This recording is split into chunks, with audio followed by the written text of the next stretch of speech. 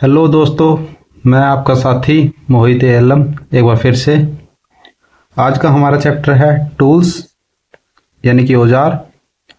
सबसे पहले किसी कार्य को करने के लिए हमारे पास क्या होना चाहिए? मन होना चाहिए।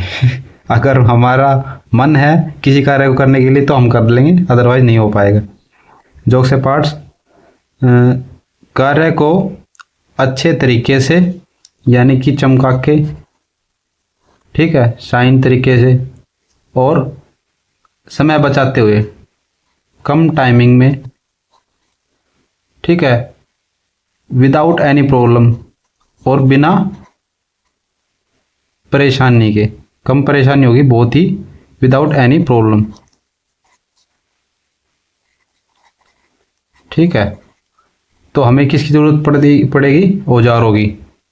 हमें किसी काम को सुव्यवस्थित तरीके से चमका के काम करने के लिए, कम समय में काम करने के लिए, यानी कि टाइमिंग बचा के काम करने के लिए, विदाउट एनी प्रॉब्लम और अपना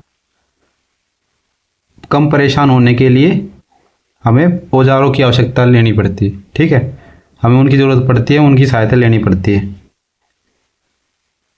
प्लायर हमारा सबसे महत्वपूर्ण औजार है, ठीक है, जिसे हम नॉर्मली प्लास भी बोल देते हैं, ठीक है। Plier made by forge steel से बना होता है। Calculate the size bye its length, इसकी साइज का निर्धारण लंबाई से किया जाता है। टाइप ऑफ प्लायर के प्रकार, यानी कि प्लास कितने प्रकार का होता है, प्लायर कितने प्रकार का होता है। Combination plier number 1, flat knows plier number 2, number 3 long nose plier, number 4 side cutting plier और नंबर 5 राउंड नोज प्लायर, ठीक है। तो सबसे पहला कॉम्बिनेशन प्लायर, संयुक्त प्लायर। संयुक्त प्लायर क्यों बोलते हैं इसको? क्योंकि इससे pulling, holding, cutting, bending, rotating लगभग सभी कार्य किए जा सकते हैं, तो इसलिए इसको संयुक्त प्लायर बोलते हैं। खींचना, पकड़ना, काटना, मोड़ना, घुमाना आदि सभी कार्य लगभग इससे किए जाते हैं, तो इसे संयुक्त प्लायर बोलते हैं, कॉम्बिनेशन प्लायर बोलते हैं। दिखा देता हूं मैं, ये रहा नॉर्मली, ये मेरा घर का है तो ऐसा ही हो रहा है। बाकी नया वाला ड्यूटी पे रखा है, ठीक है। 2 प्लास है, 2 प्लायर हमारे पास, वो ड्यूटी पे रखे। ये कॉम्बिनेशन प्लायर है, इसमें ये काटने वाला हिस्सा, पेंसिल से ही बताता हूँ, ये काटने वाला हिस्सा, ठीक है, ये कसने वाला हिस्सा, जो पेच होते हैं उसको पकड़ के टाइट करने के लिए या पकड़ने के लिए, लूज करने के लिए ये यूज़ कर लेते हैं। और ये आगे का हिस्सा खींचने के लिए, पकड़ने के लिए, ठीक है, उसके लिए यूज़ किया जाता है। तो ये कॉम्बिनेशन प्लायर होता है। और जो ये वाला हिस्सा होता है ना, ये तो पीछे का सेम ही होता है लगभग। ये जो हिस्सा होता है ये डिसाइड करता है कि प्लायर कौन सा है, ठीक है। इसी से ही फ्लैट नोज प्लायर, तिरछा cutting plier, round knows plier, long nose plier, वो सब इसी से ही पता किया जाता है कि कौन सा प्लायर है, ठीक है। अब आगे बताएंगे। फ्लैट नोज प्लायर सेकंड हमारा, उससे फ्लैट नोज है तो थिन प्लेसेस में, सिंपल सा फ्लैट है, पतला है तो पतले स्थानों पे यूज किया जाता है, थिन प्लेसेस में, ठीक है। लॉन्ग नोज, ये नोज मानी ये चीज, ठीक है। नोज, लॉन्ग नोज लंबी होगी, तो लॉन्ग नोज किस लिए लंबी, किस लिए होती है? छोटी वस्तुओं को पकड़ने के लिए जो कि हाथ की पहुंच से दूर हो, to hold the small things which far from the hands reach, ठीक है। लॉन्ग नोज प्लायर यूज किया जाता है। और इसके बाद आता है साइड कटिंग प्लायर, तिरछा कटिंग प्लायर, जिसे डायगोनल कटिंग प्लायर भी बोल देते हैं, ठीक है। साइड कटिंग प्लायर का यूज कहाँ होता है? तांबे व एल्यूमिनियम की तारों को काटने के लिए, in the cutting the wire of aluminium and coppers, ठीक है। तांबे और एल्यूमिनियम की तारों को काटने के लिए इसका डायगोनल कटिंग का प्लायर को यूज किया जाता है। डायगोनल कटिंग प्लायर सिर्फ कटिंग के लिए यूज किया जाता है, ठीक है। पकड़ना, काटना और कुछ कार्य नहीं होता है, सिर्फ कटिंग के लिए यूज किया जाता है। लॉन्ग नोज प्लायर से हम चीज़ों को पकड़ के, खींच के बाहर निकाल सकते हैं, या पकड़ सकते हैं, या फिर वहाँ पकड़ के घुमा सकते हैं, मोड़ सकते हैं, ठीक है।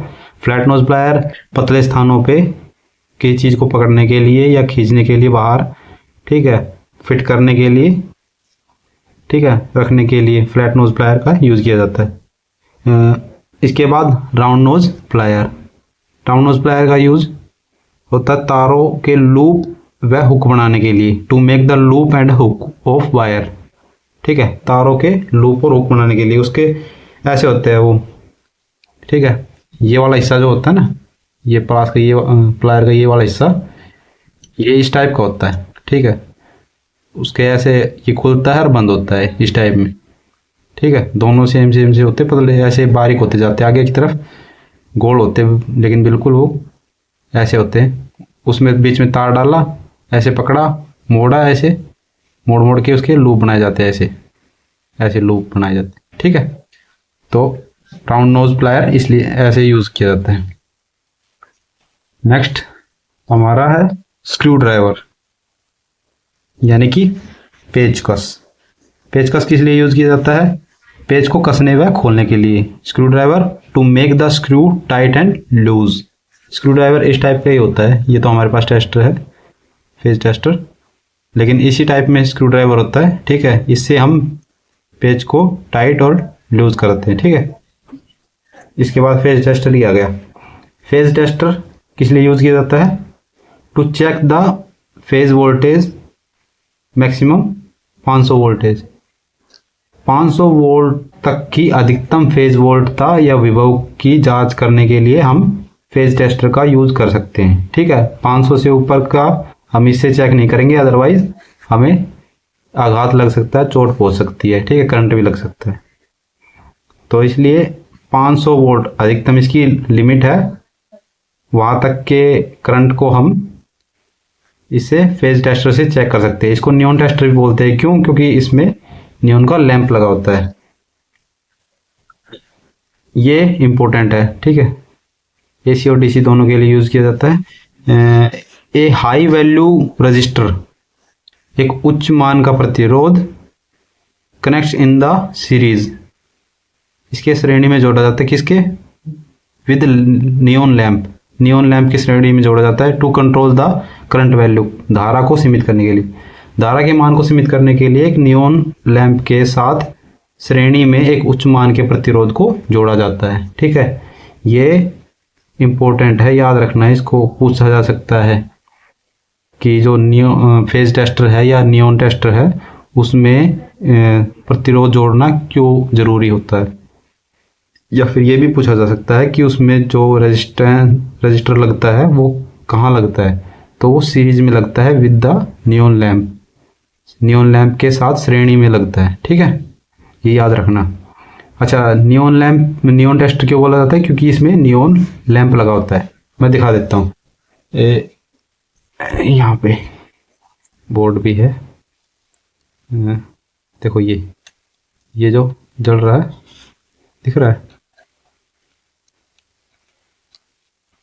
ये जो ब्लिंक कर रहा है यहाँ पे मेरी उंगली के पास, यहाँ पे देखिए, ये जो ब्लिंक कर रहा है, ये नियॉन लैंप है। ठीक है, छोटा सा, ये बड़ा नहीं ज़्यादा।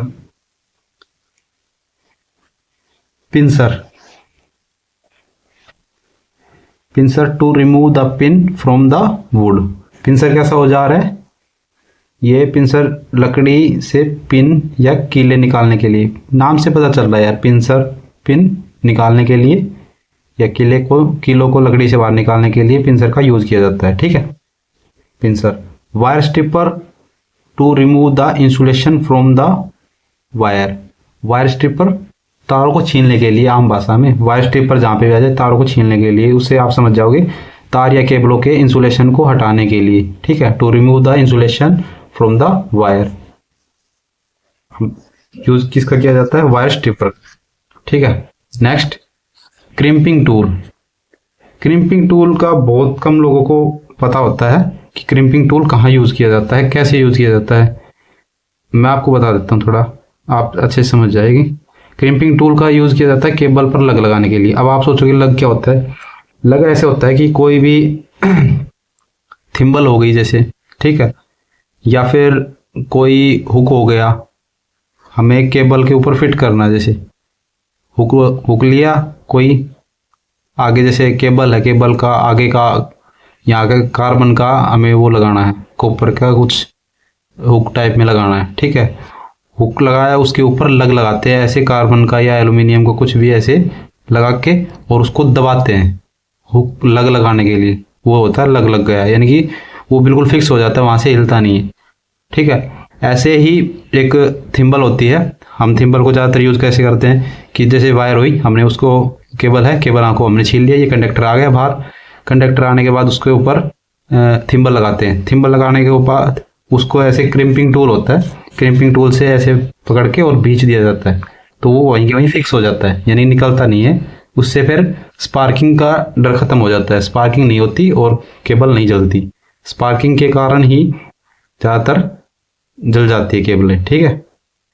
पिघलना, मेल्टिंग होना है ओवरलोड की वजह से, लेकिन जो स्पार्किंग होके बर्निंग होती है ना, जलती है, काला काला जो मार्क हो जाता है, वो स्पार्किंग की वजह से होता है, ठीक है। क्रिम्पिंग टूल इसलिए यूज होता है लग लगाने के लिए, पुट द लग ऑन द केबल, केबल पर लग लगाने के लिए। हैमर, हथौड़ा।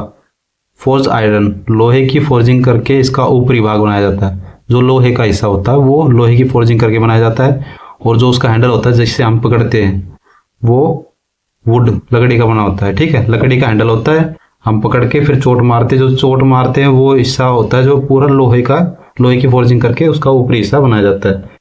जैसे कि जुगाड़ करता हूँ एक, ये हो गया, ठीक है, ये हमारा हथौड़ा है।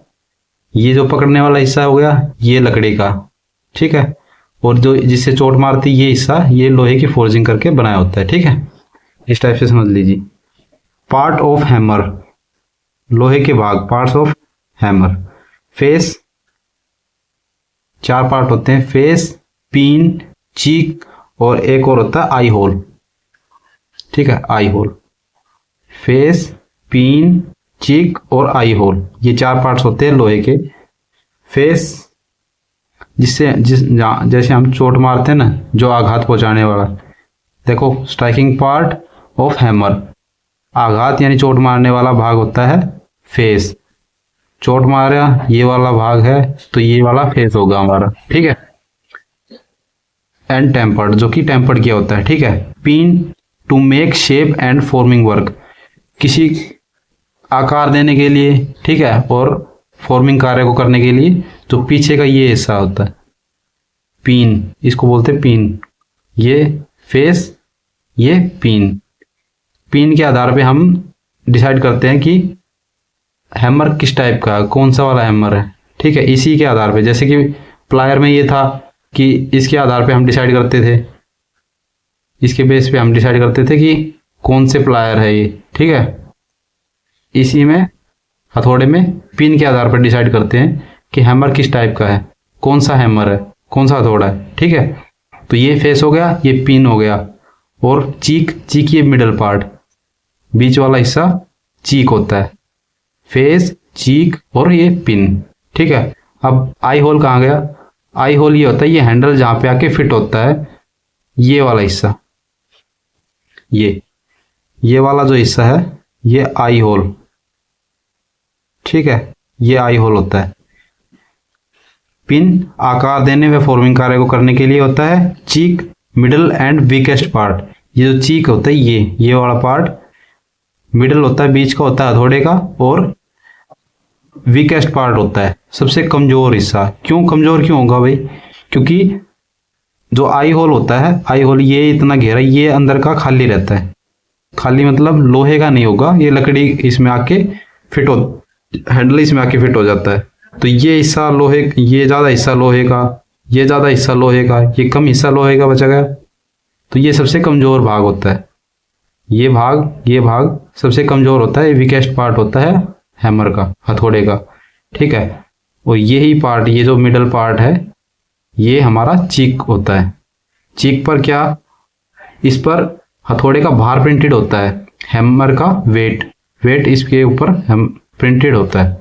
जैसे 2 kg का हो गया, 3 kg का, 4 kg का, इस टाइप में हैमर का जो वेट होता है, वजन होता है, भार होता है, वो इस पे लिखा होता है चीक वाले पार्ट पर, ठीक है। ये पिन, ये फेस और ये बीच का पार्ट चीक। ठीक है, इसके बाद आई होल। आई होल मैंने बताया ये वाला अंदर का जो हिस्सा है जिसमें हैंडल आके फिट होता है वो आई होल कहलाता है। ठीक है, ये आई होल हो गया। आगे ये तो हमारे पार्ट्स थे हैमर के, लेकिन हैमर कितने टाइप के होते हैं? Type of hammer, ball pin hammer, ठीक है, स्ट्रेट पिन हैमर, टैक हैमर, इस टाइप से अलग अलग टाइप के वो होते हैं हैमर। तो आप देखिए, सबसे फर्स्ट है ball pin hammer, to make space in the wall, दीवार में जगह बनाने के लिए, क्लिप्स फॉर वायरिंग, वायरिंग के लिए, क्लिप्स बनाने के लिए, एंड मेक स्लाइड्स, और झारियाँ बनाने के लिए, दीवार में झारियाँ बनाने के लिए, ठीक है, जगह बनाने के लिए और वायरिंग के लिए, क्लिप बनाने के लिए बॉल पिन हैमर का यूज किया जाता है। बॉल पिन हैमर, उसके पीछे का हिस्सा जो चिक का हिस्सा होता है, इसका हैंडल लगा लेता हूँ, एक मिनट। ये जो हिस्सा होता है पिन वाला हिस्सा, तो पिन इसकी बोल्ट शेप में होती है, तो इसलिए बोलता है बॉल पिन हैमर, इसलिए बोला जाता है बॉल पिन हैमर। ये आघात पहुंचाने वाला हिस्सा, ये जो पिन होती है हमारी, ये बॉल की शेप में होती है, तो इसको बोलते हैं बॉल पिन हैमर, और उससे हम मार मार के दीवार में झारियाँ बनाते हैं। ठीक है, और जगह बनाते हैं दीवार में, क्लिप्स के वायरिंग के लिए क्लिप्स बनाते हैं। ठीक है, नेक्स्ट हमारा है cross pin hammer. Cross pin hammer को खाली पिन हैमर भी बोल देते हैं। क्रॉस पिन हैमर को खाली pin hammer, only pin hammer. Straight the wire, जो तार होती है लोहे की तार, उनको सीधा करने के लिए, एंड ब्लेड्स ऑफ आयरन, और लोहे की पत्तियों को सीधा करने के लिए, तारों और पत्तियों को सीधा करने के लिए। लोहे की जो भी तार होती है, ब्लेड्स और wire of iron, straight the wire and blades of iron, लोहे की तारों व पत्तियों को सीधा करने के लिए क्रॉस पिन हैमर यानी पिन हैमर का यूज किया जाता है। ठीक है, it used in normal light work, ये नॉर्मल तरीके से भी यूज किया जाता है। ठीक है, सीधी सी आम भाषा में नॉर्मल कार्यों में भी इसका यूज कर लिया जाता है। ठीक है, नॉर्मली यूज होता है ये लाइट हल्के कार्यों में और सामान्य कार्यों में इसका उपयोग किया जाता है। इट यूज्ड हो गया। Straight pin hammer, straight pin hammer जिसकी पिन सीधी होती है, कारपेंटर हैमर या कारपेंटर कार्यों के लिए, and sheet metal work, carpenter जो भी लकड़ी का काम करते हैं ना, उनके कार्यों के लिए, और शीट मेटल वर्क में, शीट मेटल कार्यों में इसका यूज किया जाता है स्ट्रेट पिन हैमर का। ठीक है, क्लो हैमर, क्लो हैमर और पिंसर, एक क्लो हैमर होता है और एक पिंसर, दोनों का सेम वर्क, एक ही कार्य होता है, टू रिमूव द पिन या कील फ्रॉम वुड्स, लकड़ी में से कीले और पिन को बाहर निकालने के लिए क्लो हैमर या फिर पिंसर का यूज करते हैं। ठीक है, दोनों में से कोई भी हो, उसको हम लकड़ी में से कीले या पिन निकालने के लिए यूज करते हैं, उपयोग करते हैं। Carpenter hammer, carpenter hammer rectangular head होता है, उसका आयताकार मुख होता है कारपेंटर हैमर का, आयताकार इस टाइप का। ठीक है, इस टाइप का मुख होता है कारपेंटर हैमर का। टैक हैमर, लाइटेस्ट हैमर, टैक हैमर सबसे हल्का होता है, टैक हैमर सबसे हल्का होता है, जो कि हमारे चिनाई के मिस्त्री ज़्यादातर यूज करते हैं टैक हैमर का, लाइटेस्ट होता है क्योंकि ये सबसे हल्का हैमर होता है। इसका यूज ज़्यादातर हमारे मिस्त्री वगैरह करते हैं। ठीक है, देखा होगा आपने काम करते हुए मिस्त्री को, तो वो टैक हैमर होता है हमारा। मैलेट, मैलेट होता है वुड हैमर, ये लकड़ी का हथौड़ा होता है। ठीक है, मैलेट लकड़ी का हथौड़ा होता है, बाकी लोहे की फोर्जिंग करके बनाए जाते हैं। नॉर्मली वेट 500 ग्राम और 1 kg, ज़्यादातर ये सामान्यतः इनका वजन कितना होता है 500 ग्राम यानी कि आधा किलो और 1 किलो या फिर 1 किलो का होता है। आधा किलो या 1 किलो के ये ज़्यादातर होते हैं, लकड़ी के हथौड़े होते हैं mallet. And used for straight the metal sheet, और इनका उपयोग धात्विक शीटों को सीधा करने के लिए एंड फर्मर चीजर विना straight the sheet and twist. हाँ, straight and twist, metal sheet को सीधा करने के लिए और फर्मर चीजर के साथ इसको सीधा करने के लिए और मोड़ने के लिए। इसमें एक चीज लिखनी में भूल गया, sorry. Straight and twist the metal sheet and with firmer chisel. सामान्यतः इसका उपयोग किया जाता है धात्विक शीटों को सीधा व मोड़ने के लिए, वो भी फर्मर चीजर के साथ। ठीक है, जो हमारी फर्मर चीजर सामान्य जो छेनी है ना चीजर, उसके साथ। ठीक है, तो मैलेट ये हो गया हमारा लकड़ी का हथौड़ा होता है। ठीक है, आधा किलो का, 1 किलो का, 2 टाइप का होता है लगभग सामान्यतः।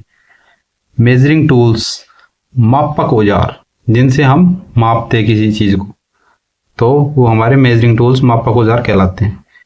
स्टील रूल, स्टील रूल सबने देखा होगा। ठीक है, नॉर्मल भाषा में उसको फुटा बोल देते हैं।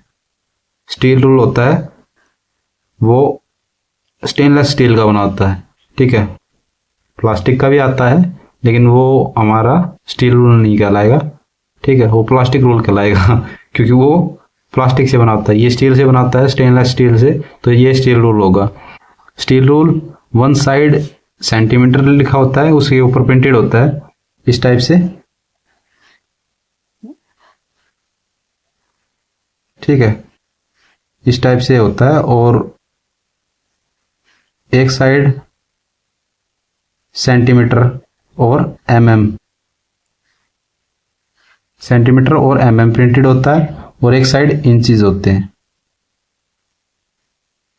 ठीक है, ये स्टील रूल पर होते हैं जिससे हम नापते हैं कि इतनी सेंटीमीटर इसकी लंबाई है, इतनी इसकी लंबाई है, या इतनी इंचेस इसकी लंबाई है। किसी चीज को नापते हैं तो ये मापक औजार में स्टील रूल शामिल होता है।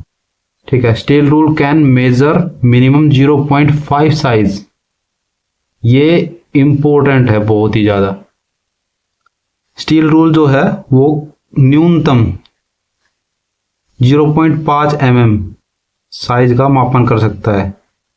ठीक है, इसकी शुद्धता है कि 0.5 mm की लंबाई को ये बिल्कुल फिक्स तरीके से माप सकता है। ठीक है, एक्यूरेट। स्टील टेप यानी कि इंची टेप बोल देते हैं जिसको, वो स्टील टेप होती है।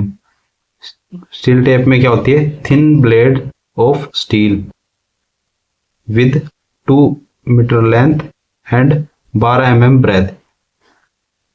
2 मीटर लंबी व 12 मीटर चौड़ी स्टील की पतली ब्लेड होती है, उसको हम स्टील टेप बोल देते हैं। ठीक है, radius gauge, inner and outer radius of working piece. Radius gauge से, त्रिज्या गेज से क्या मापा जाता है?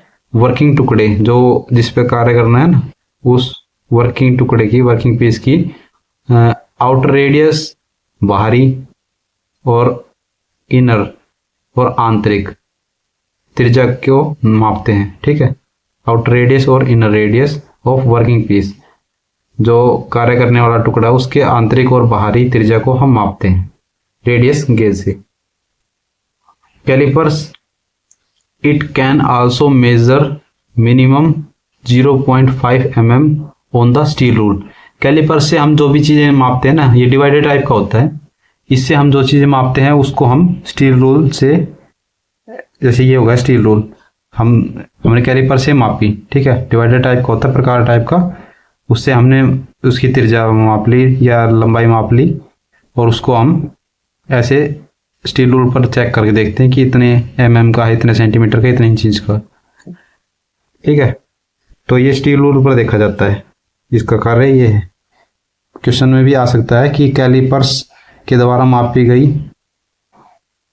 इकाई को किस पर देखा जाता है? तो स्टील रूल पर, स्टील रूल पर उसको पढ़ा जाता है। कैलिपर्स के द्वारा मापी गई इकाई को स्टील रूल पर पढ़ा जाता है।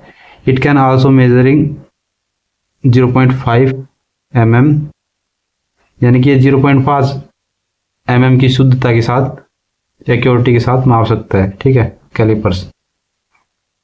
कैलिपर स्टील रूल पर 0.5 mm की परिशुद्धता के साथ प्रयोग किए जाते हैं। इसके द्वारा मापे जाने वाले मान को स्टील रूल पर पढ़ते हैं। ठीक है, जो मैंने बता दिया अभी,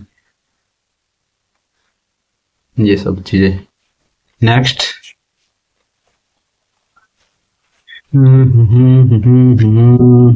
टाइप ऑफ कैलिपर्स। कैलिपर्स के प्रकार।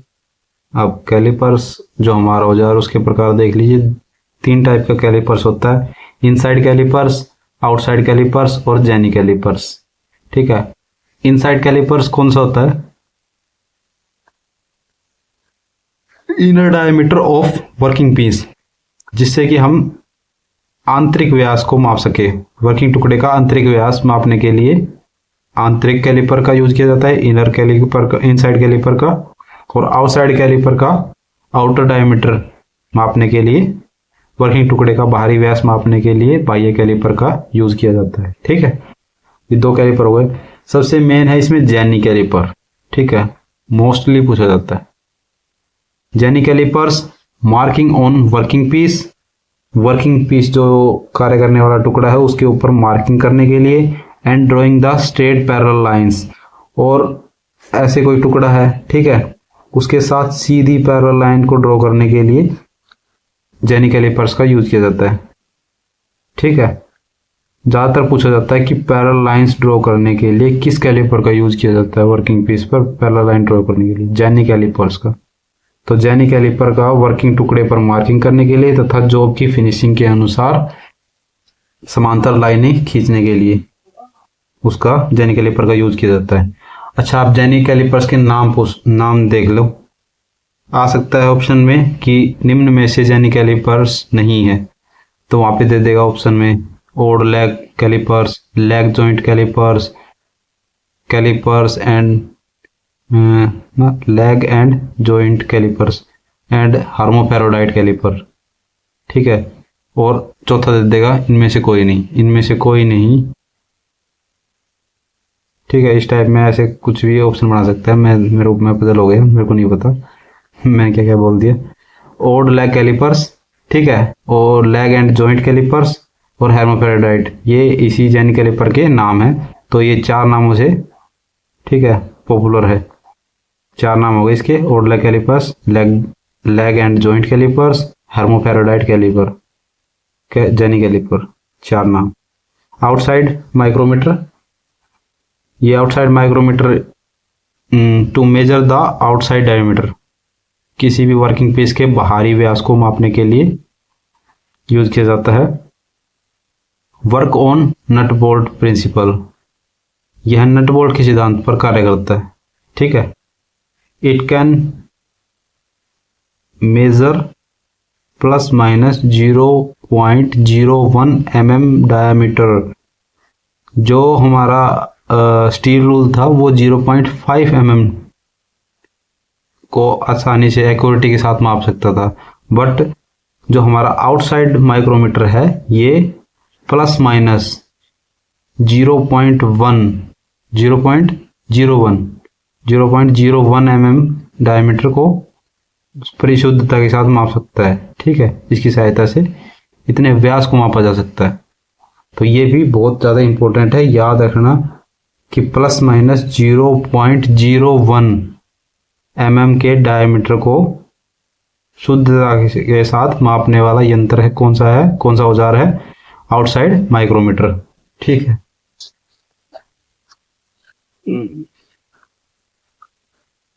मार्किंग टूल्स, वो तो थे मेजरिंग टूल्स, ये हो गए मार्किंग टूल्स। मार्किंग टूल्स क्या? जिनसे हम मार्क करते किसी चीज को, जैसे ये मार्क कर दिया, तो मार्किंग टूल्स निशान लगाने के लिए, मार्क करने के लिए कि यहाँ पे ये बनेगा, यहाँ पे ये होगा, यहाँ पे ये कट लगाना है। ठीक है, इस टाइप से। तो मार्किंग टूल्स, जो मार्किंग औजार है वो centre punch, marking for drill bit and point angle 90 degree. Centre punch का यूज कहाँ किया जाता है? Marking for drill bit, drill होती है हमारी ड्रिल मशीन, उसके बिट के छेद बनाने के लिए, ठीक है, वहां पे मार्किंग करने के लिए। और पॉइंट एंगल 90 डिग्री, और 90 डिग्री का ये कोण बनाती है। यानी कि जैसे हम छेद करते हैं ना, ड्रिल करते हैं, छेद करते हैं, तो उसमें ये किस हिसाब में जाएगा, 90 डिग्री जाएगा बिल्कुल सीधा। ये इस टाइप से एंगल हो गया, ये 45 डिग्री का, ठीक है। इस टाइप में ये 60 डिग्री का एंगल हो गया, तो ये कैसे जाएगा, यहाँ पे तो लगेगा तो ऐसे ही, लेकिन ये अंदर की तरफ कैसे जाएगा, टेढ़ा। तो ये बिल्कुल सीधा 90 डिग्री का एंगल बनाता है, बिल्कुल सीधा जाता है। तो सेंटर पंच इसीलिए बोला जाता है।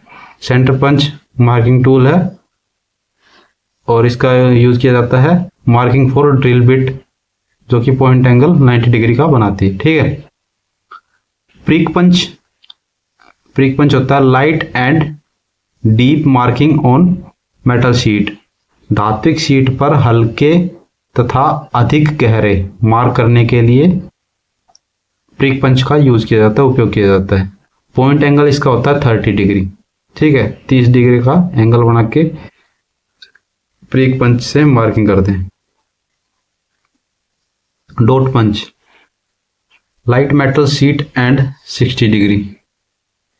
लाइट मेटल शीट, हल्की धात्विक शीटों पर निशान करने के लिए डॉट पंच का यूज किया जाता है, और जिसका बिंदु कोण पॉइंट एंगल 60 डिग्री होता है, ठीक है। डॉट पंच का यूज, डॉट छोटा सा पतला सा, वो हल्के पे ही करेंगे, छोटा सा भाई होगा तो सही अच्छे से कर लेंगे गहरा।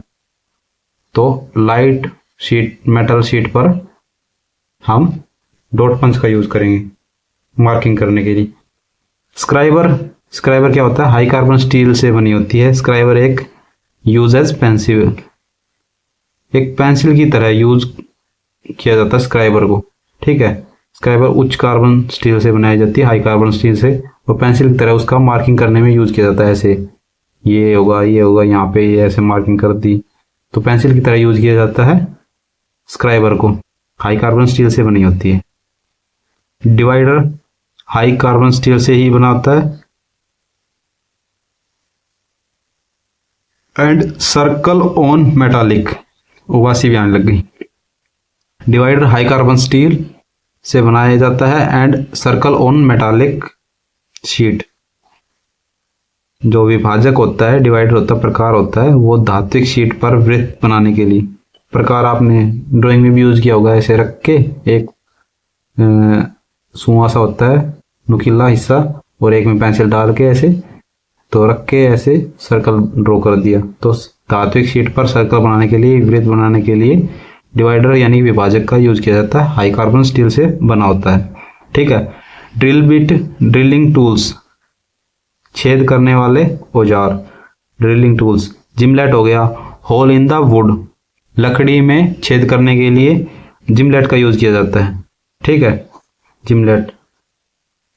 ब्रोडल टूल यानी कि सुम्बा, ब्रोडल टूल किसे बोलते हैं, सुम्बा को, उसे पोकर, पोकर भी बोला जाता है, पोकर। सुम्बा को पोकर भी बोला जाता है। सुम्बा देखा होगा, बर्फ तोड़ते जिससे, ज्यादातर बर्फ तोड़ने के लिए यूज किया जाता है पोकर, सुम्बा। Bradawl tool, to make a small groove on the wood and wood sheet before screwing.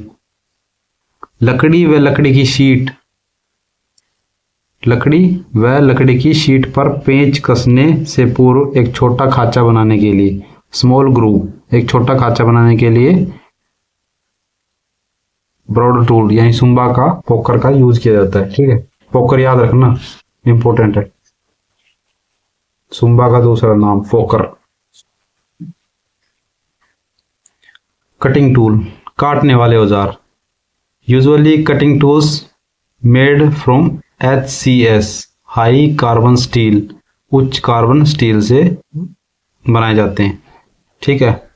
Cutting tools, cutting tools में स्निप्स आ गया।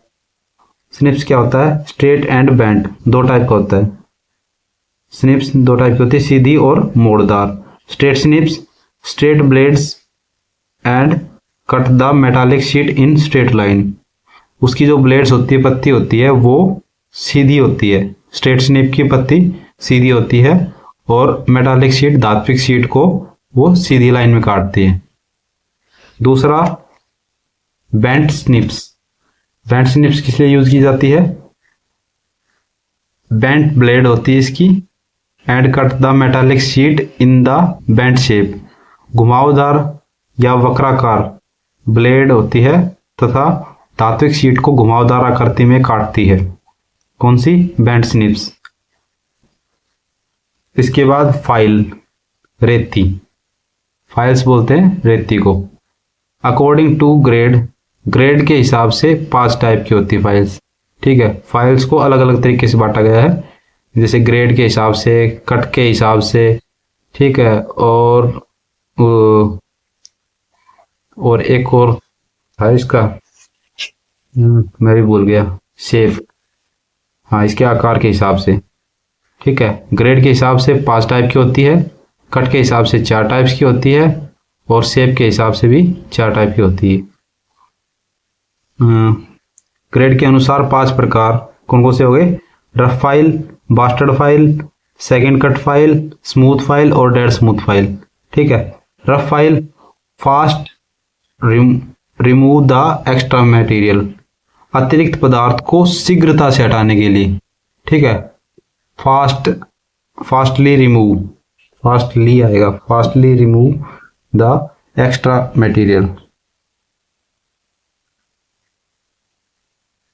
To fastly remove the extra material, अतिरिक्त पदार्थ को शीघ्रता से हटाने के लिए रफ फाइल का यूज किया जाता है। Bastard file, fulfil the hole, छेद को भरने के लिए बास्टर्ड फाइल का यूज किया जाता है।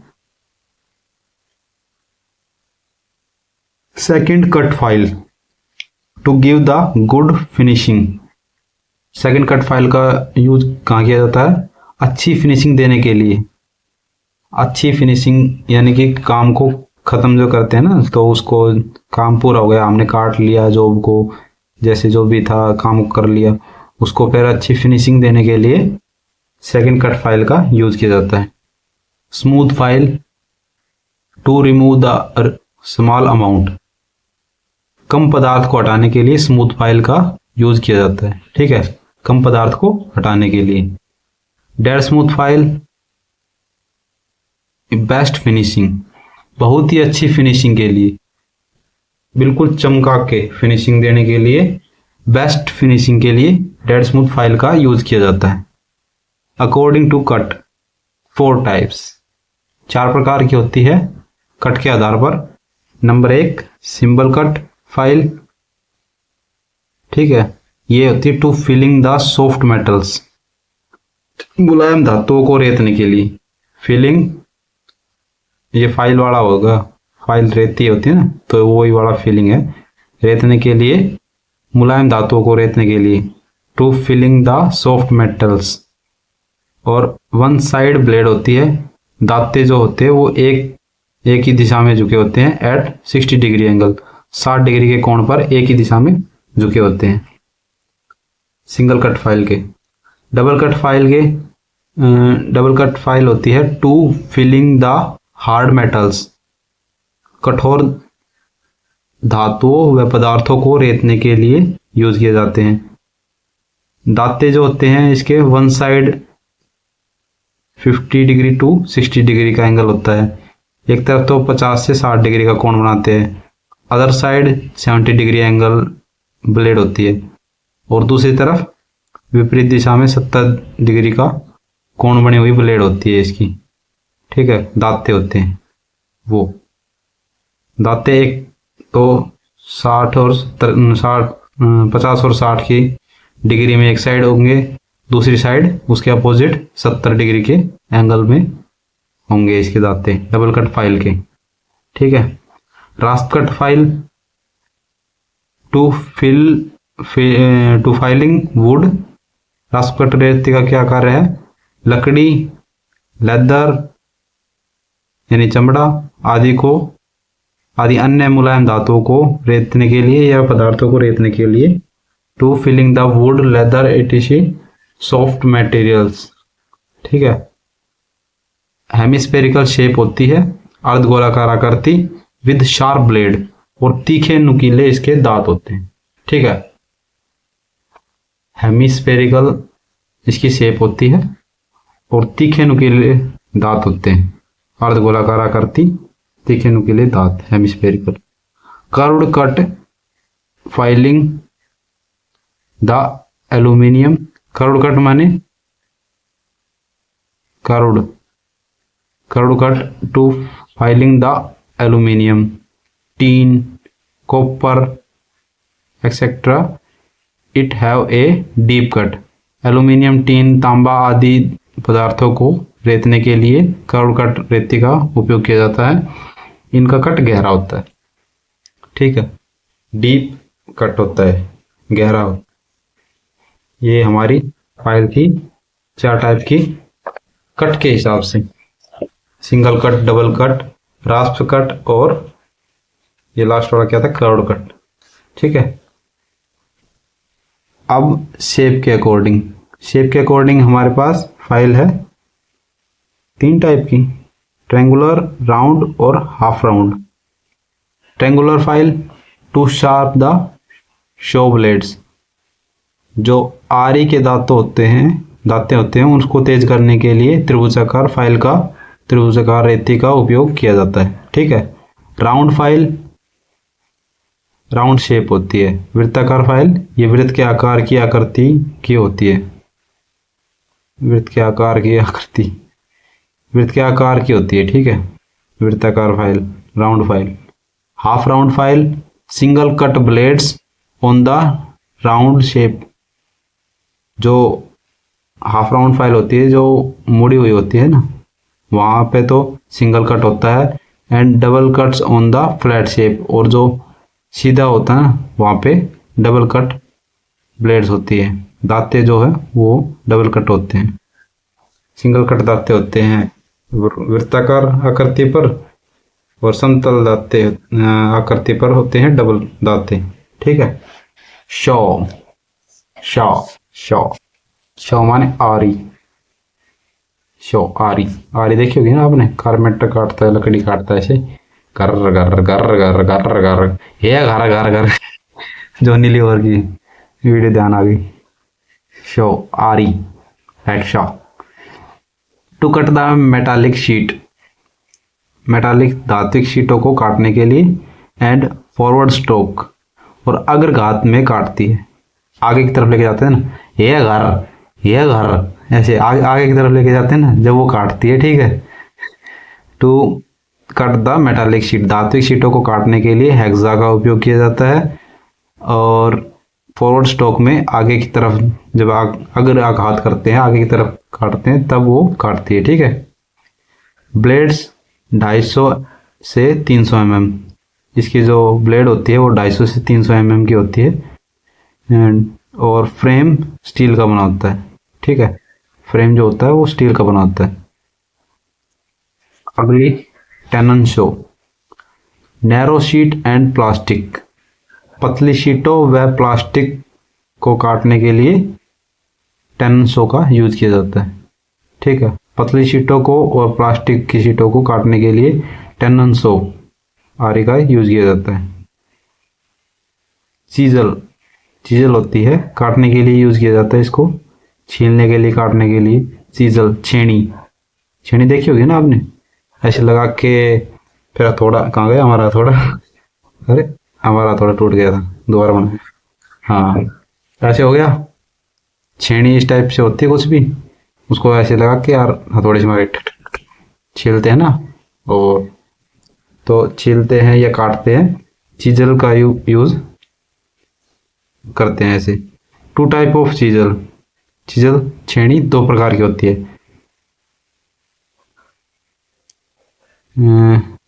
हॉट चीजल और कोल्ड चीजल 2 टाइप की होती है। इसके साइज का निर्धारण ब्रेथ ऑफ ब्लेड्स, इसकी जो छीलने वाली वो होती है ना ब्लेड होती है, उसके आधार पर किया जाता है। नॉर्मली आपने देखी होगी लोहे की, लेकिन ज़्यादातर मेन होती है वो होती है ऐसे प्लास्टिक का, उसके ऊपर हैंडल सा होता है और यहाँ पे ब्लेड्स लगी होती है, ठीक है।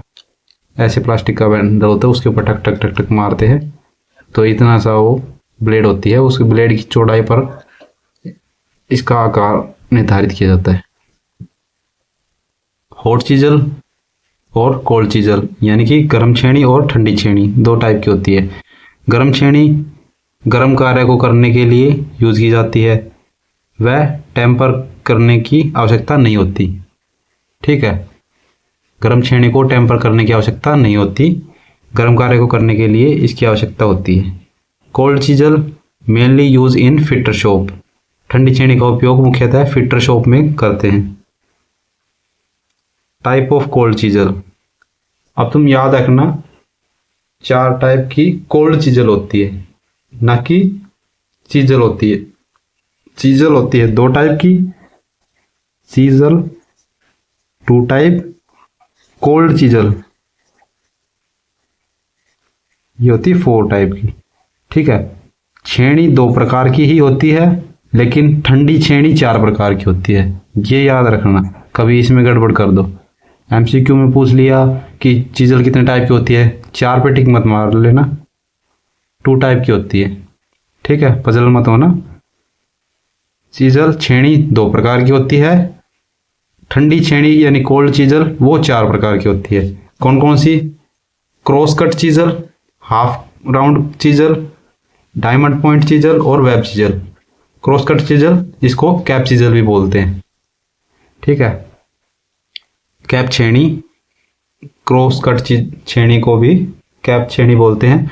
To cutting and making keyways and groove, cap छेनी का उपयोग या क्रॉस कट छेनी का उपयोग काटने तथा कुंजी काट तथा खांचा बनाने के लिए यूज किए जाते हैं। ठीक है, ग्रूव खांचा बनाने के लिए, कटिंग करने के लिए, काटने के लिए, एंड मेकिंग कीवेजेस। ज़्यादातर यूज मतलब पूछा जाता है इसका कि क्रॉस कट या कैप चीजल का उपयोग कहाँ किया जाता है, तो ज़्यादातर पूछा जाता है वो कीवेजेस। हिंदी में भी लिखा जाता है कीवेजेस काटने में या कीवेज काटने में, कुंजी गांठ काटने में इसका उपयोग किया जाता है, कुंजी गांठ बनाने के लिए। Half round chisel, half round chisel का उपयोग किया जाता है to cut the oil channels inside the bearing and make curved grooves, bearing में तेल नलियाँ काटने के लिए। ठीक है, ऑयल चैनल काटने के लिए इनसाइड द बियरिंग, बियरिंग के अंदर की तरफ वो जो नलियाँ बनाते हैं ना, तेल की नलियाँ हैं, उनको काटने के लिए हाफ राउंड चीजल का उपयोग किया जाता है। तथा वक्राकार खांचा बनाने के लिए हाफ राउंड चीजल का यूज किया जाता है। Diamond point chisel to make the edge square, diamond point chisel का उपयोग to make the edge squarical cutting edge V shape, diamond point chisel का उपयोग किनारों को वर्गाकार बनाने के लिए किया जाता है। काटने वाला किनारा जो होता है वो वी आकृति का होता है। ठीक है, इसका जो डायमंड पॉइंट चीजल का काटने वाला जो किनारा होता है वो वी आकृति का होता है और इससे वर्गाकार आकृति का के किनारे बनाए जाते हैं। वेब चीजल,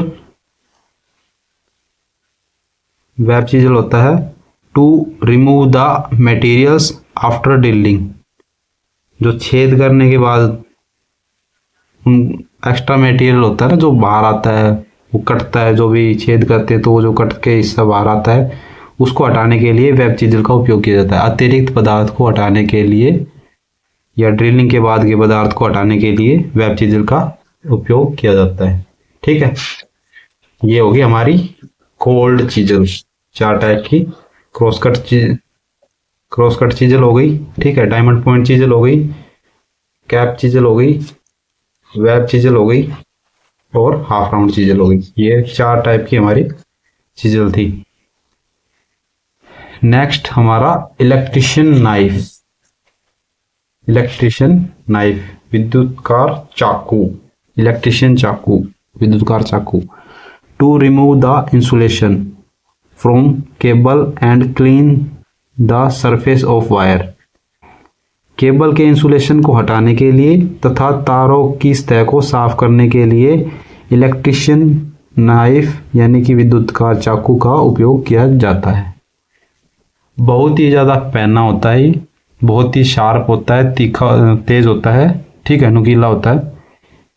मतलब अगर उंगली पे ऐसे लग गया ना, उंगली को यहीं से काट दे आर पार, इतना नुकीला होता है। इसलिए इसकी सलाह दी जाती है कि कभी भी चलाना होता है तो हमेशा हमारे शरीर से दूर इसको चलाएं। जैसे ये हो गई केबल, इस केबल को छीलना है तो ऐसे यूज करना है, दूर, अपने शरीर से दूर की तरफ, ना कि अपने शरीर की तरफ। अब ऐसे करूंगा, ठीक है, ये रिपट के यहाँ पे लगेगा या फिर अपने शरीर पे लग गया, छाती पे लग गया, क्योंकि फोर्स लगाना पड़ता है ना। कई बार केबल है, रबड़ में फंस जाता है, इंसुलेशन फंस जाता है, तो तार में फंस जाता है, तो जोर लगाना पड़ता है। ऐसे छील लेंगे तो हमेशा चलाने के नियम है खुद से दूर, फार फ्रॉम आवर बॉडी, हमारे शरीर से दूर की तरफ इसको चलाना चाहिए। ठीक है, ये इंपॉर्टेंट है, आता है लगभग क्वेश्चन आंसर में कि इलेक्ट्रिशियन नाइफ का यूज फार फ्रॉम बॉडी, शरीर से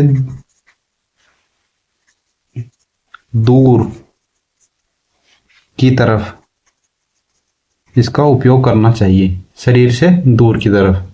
ठीक है, इंपॉर्टेंट है, याद रखना। इलेक्ट्रिशियन नाइफ बहुत ही पहना होता है, तीखा होता है, शार्प होता है, तो उसका use far from our human body, शरीर से हम दूर की तरफ उसका उपयोग करते हैं। Rawl plug tool and bit to drilling in the wall and roof. Rawl plug tool and bit का उपयोग क्या किस लिए करते हैं? दीवार व छत में छेद करने के लिए। ठीक है, दीवार हो गई, वॉल और छत है, उसमें छेद करने के लिए Rawal plug tool and bit का यूज किया जाता है। ठीक है, टूल होल्डर, जो टूल होल्डर होता है वो माइल्ड स्टील का बना होता है, और जो बिट होती है वो हाई कार्बन स्टील की बनी होती है। टूल होल्डर जिसमें पकड़ते हैं वो, और जो बिट उसमें लगाई जाती है वो हाई कार्बन स्टील की होती है, और होल्डर होता है माइल्ड स्टील का। माइल्ड स्टील का वो बना होता है, बिट होती है उच्च कार्बन स्टील की बनी होती है। ठीक है, याद रखना। ट्राई स्क्वेयर, ट्राई स्क्वेयर पर आ गए। Try square to check the perpendicular, to check the perpendicular, oh sorry, try square to check the perpendicular, यानी कि 90 डिग्री चेक करने के लिए ट्राई स्क्वेयर का उपयोग किया जाता है। गुणिया बोलते हैं, जिसे बोल देते हैं आम भाषा में भी, आपने सुना होगा अपने पिताजी से, ताऊ से, चाचा से, भाई से, किसी से सुना होगा कि ये गुणिया में ना है दीवार, ये चीज़ गुणिया में ना है। तो गुणिया मतलब परपेंडिकुलर 90 डिग्री का एंगल पे नहीं है कोई चीज़, तो उसको बोलते हैं गुणिया में ना है। तो गुणिया ट्राई स्क्वेयर यूज किया जाता है टू चेक द परपेंडिकुलर, लंबवत की जांच करने के लिए कि 90 डिग्री के कोण पर खड़ी है कोई चीज़ या नहीं, या 90 डिग्री के कोण पर ये चीज़ है या नहीं। अब जैसे कमरा होता है वर्गाकार, तो वर्गाकार यहाँ पे परपेंडिकुलर चेक करने के लिए यहाँ पे गुणिया का यूज़ किया जाता है, यहाँ पे यूज़ किया जाता है, यहाँ पे। ठीक है, चारों कोणों में गुणिया का यूज़ किया जाता है परपेंडिकुलर चेक करने के लिए, 90 डिग्री चेक करने के लिए लंबवत है या नहीं है। ठीक है, लट्टू का भी यूज़ करते हैं, मिस्त्री लट्टू का यूज़ करते हैं। स्टोक कास्ट आयरन का बना होता है, स्टोक जो होता है इसका वो कास्ट आयरन का बना होता है। 2 टाइप का होता है, एक ऊपर ब्लेड लगी होती है और जो नीचे होता है वो स्टोक होता है। ऐसे ब्लेड होती है और ये ऐसे ब्लेड होती है और ऐसे स्टोक लगा होता है। ठीक है, जब ये चेक करेंगे परपेंडिकुलर ऐसे, ठीक है, यहाँ पे ये 90 डिग्री का कोण बन रहा, तो ये जो होता है ये हिस्सा नीचे का ये स्टोक होता है, और ये जो ऊपर का हिस्सा होता है ऐसे ये ब्लेड होती है। ब्लेड होती है वो स्टेनलेस स्टील की बनी होती है, और स्टोक जो होता है वो कास्ट आयरन का बना होता है। ठीक है, बस 2 पॉइंट और रह गए, 2000 और रह गए। टैप, टैप किस लिए यूज किया जाता है? Threads cut in the inner part of pipe. Tap का उपयोग कहाँ किया जाता है? पाइप के अंदरूनी भाग में चूड़ियाँ काटने के लिए। पाइप होती है, ठीक है, अंदर के भाग है, उसमें चूड़ियाँ काटने के लिए टैप का यूज किया जाता है। चूड़ियाँ काटें ताकि उसके अंदर कोई चीज़ ऐसे रोटेट कर करके डाल सके, तो टैप का यूज वहाँ किया जाता है। Body hard and tempered, body and high carbon steel, उच्च कार्बन स्टील की बनाई जाती है। टैप की बॉडी उच्च कार्बन स्टील से बनी होती है। हार्ड व टेम्पर भी किया जाता है, जिसको कठोर किया जाता है और टेम्पर किया जाता है टैप को, तभी तो काटेगी। Stock and die to make external threads. Stock व डाई पाइप के, अब टैप से हमने काटे थे अंदरूनी हिस्से के चूड़ियाँ काटी थी, और स्टोक एंड डाई से हम बाहर की चूड़ियाँ काटते हैं। ठीक है, स्टोक एंड डाई से बाहर ही चूड़ियाँ निकालने के लिए हम स्टोक एंड डाई का यूज करते हैं। टैप से जो पाइप होती है उसके अंदर की चूड़ियाँ निकालने के लिए हम इसका उपयोग करते हैं। तो ये हमारा चैप्टर था आज का। ठीक है, औजार हमने लगभग सभी प्रकार के औजार पढ़े, जाने, समझे। मेरी पूरी कोशिश रही है आपको बेहतर तरीके से समझाने की। ठीक है, बाकी आपकी कोई भी शिकायत हो, कोई भी क्वेश्चन आ रहा हो माइंड में, कोई बात पूछनी हो तो कमेंट कर दीजिए, क्वेश्चन कर दीजिए कमेंट के माध्यम से, मैं आपको नेक्स्ट वीडियो में जवाब दे दूंगा। ठीक है, thank you so much, carry on.